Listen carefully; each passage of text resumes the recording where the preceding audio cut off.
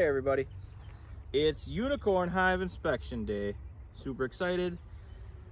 Gonna see what these ladies have been up to the last couple weeks. Last time you saw, I think we had just installed. Maybe it was the 1 week check-in. I'm not entirely sure. I'll have to go back and check, but not important because we're here now and we're gonna see how they've been up to, how they're doing, making sure the queen's doing all right, doing good things. And there's other great news in the apiary. I lost the magnets that were in my jacket. I bought some new ones. They aren't as strong. Well, I was over there cleaning up a little bit and I found them. It's a big packet of the, rare earth rare earth magnet types of things. So they're super strong. This is what they are. Probably just need one, but it was a 5-pack, so I shoved all 5 in my pocket. And now my hive tool sticks to my jacket again. Oh, I'm so excited. Today is just an amazing day. It's amazing because I found that, and it's amazing because I'm out here spending time with the bees, which I very much enjoy doing. Ladies, how are we today? Been a little bit. I haven't fed you, but there's tons of nectar all over the place. Throughout my various inspections, hives are packed with nectar, packed with honey. Frame closest to the food. I don't know that I expect too much out of this frame. We'll see how we're doing. Whoa, that's heavy. See what it looks like on your side first. Lots of resources, just tons and tons of food, nectar, sugar syrup, what have you. It's the same on the other side here.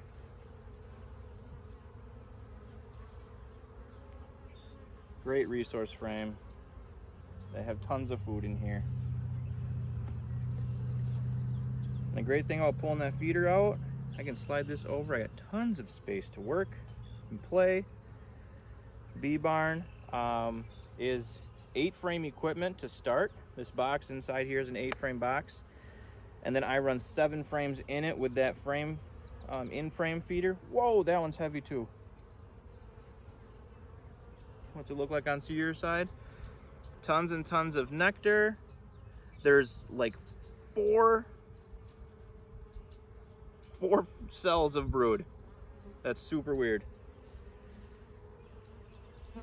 And I'll take a look at my side quick. All nectar, all honey, capped. Not a problem. This is technically a deep and a medium all stacked together. So you expect a fair amount of food in that much space. And considering this is a brand new package this season, there's a lot of bees in here. Ooh, this one's way lighter. I have a great deal of worker brood on this side. And then in between, there's some larger cells as they build some bridge comb on these large frames that have gaps in between the medium and the deep.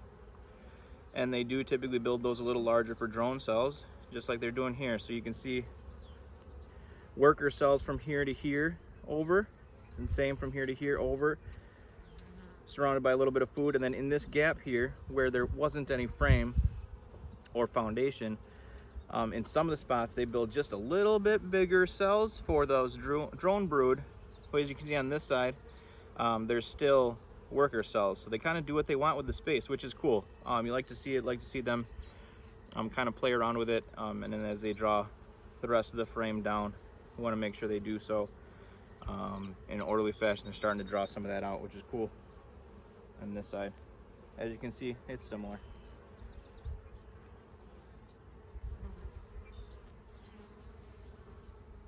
Now we're getting into the heavier brood populations here. We'll see what's going on in these frames. Kind of like this. My smoker is just like dribbling smoke out to keep me nice and calm. Keep the bees nice and calm. Well, it keeps me calm too. So similar situation. We got a fair amount of brood here, and actually we're gonna play a game. I don't know, you're probably too far away to to play spot the queen. But the queen's on that side that you're looking at. Let's see if you can spot her. I have to re-spot her now that I spun it around. Okay, I found her again. But I'll give you just a hot second to take a look at it. Hopefully you're even in the frame that you're looking at. So throw it in the comments if you found her before the timestamp of when I'm going to point her out. But she is actually right here. There's a bee crawling on top of her here. There she goes. But she's huge. She's got some pretty dark stripes. She looks really cool. And she's loving it in here. She's killing it. She's got, this whole thing is laid up with brood. There's eggs and larvae throughout this whole frame. You can see it's a nice big circle of brood. And the other side is doing the same. This is the side that was originally for you. As you can see, it's a full circle of brood that she lays the complete circle of. The circle of life. The bee's life, anyway.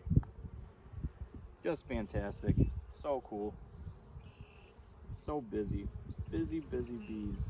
Eggs, right as they're hatching out, she's filling it back in. They polish them up, and away they go. Great job, queen. Unicorn hive is in business. We're gonna keep going. Check it out. I know where the queen is. She's safe right there on that frame. Not that that means I'm gonna do anything different while inspecting these. We're still gonna be nice and slow and steady. Keep the bees nice and calm. Oh, so much brood. Brood, eggs, larvae, curlicue larvae, circled all the way around. Just like that side. Look at all the brood. Fantastic. And as they fill up space and they start drawing out more comb, they'll fill up these frames as they keep working their way down. And the second to last frame here, I expect we're going to start finding a little more food.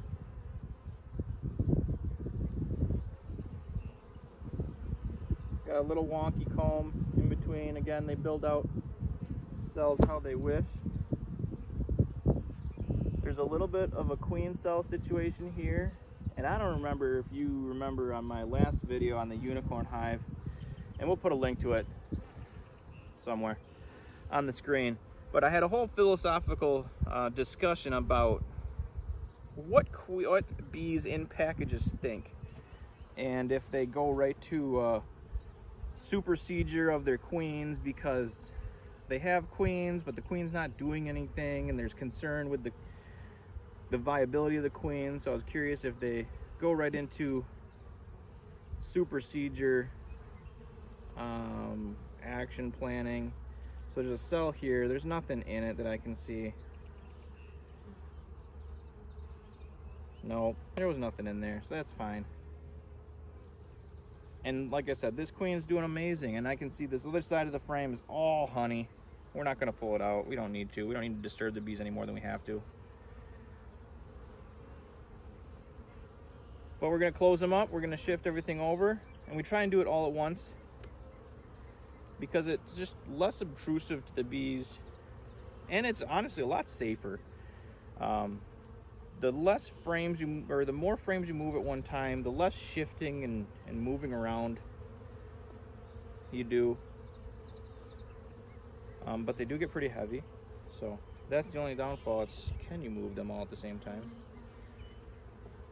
When we try to, we do it slow. We say, bees, get out of the way before you crunch them all together.